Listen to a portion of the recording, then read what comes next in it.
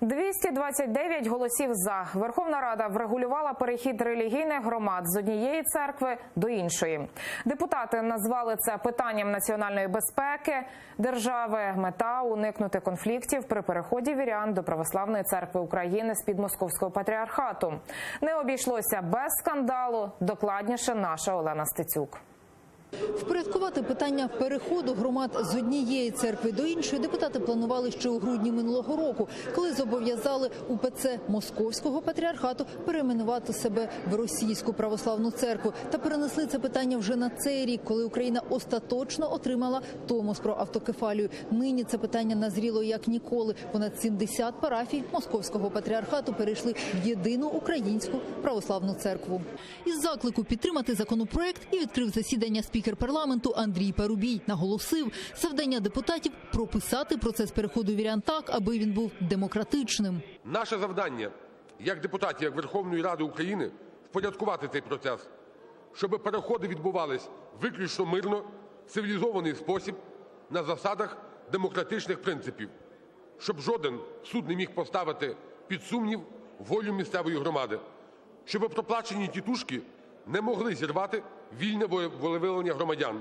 Автор законопроекту Віктор Єленський пояснив, політики допомагають церкві прописати механізм переходу, бо це рекомендував Європейський суд з прав людини. Відтак, для переходу вірян потрібно 2/3 голосів громади. Вони реєструють статут. Незгодні мають право утворити нову громаду. Прописали запобіжники для відчуження церковного майна. На нього накладається мораторій. Це мінімізує те, що називається рейдерством, так? Тому що були випадки, коли громада починала якийсь процес зміни підлеглості, а в цей час якісь недобросовісні особи або священник на свій розсуд розпоряджалися її майном.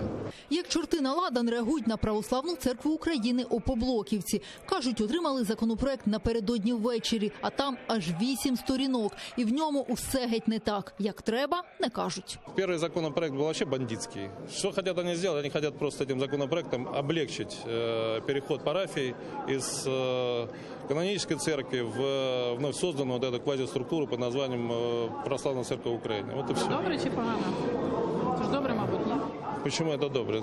Прописати дорожню карту для переходу вірян з Московського патріархату згодна більшість у залі. Обговорили законопроект швидко, а от голосували довго. Червоні кнопки тисли обидва крила опоблоку. Новинський вимагав від спікера зняти документ з розгляду. Відійди від мене! Нечисть! Відійди від мене! Прошу голосувати, прошу підтримати. Але не поспішали голосувати деякі депутати від коаліції. Були відсутні чи не голосували кілька депутатів, близьких до мера Віталія Кличка. Такі складні закони голосувати, коли його тільки депутати побачили в залі за основу і в цілому, на мій погляд, це, я б казав, безвідповідально. Зелене світло нардепи дали лише з 3-ї спроби. 229 – це рішення прийнято. Це поза політикою. Це для України і задля України і української держави.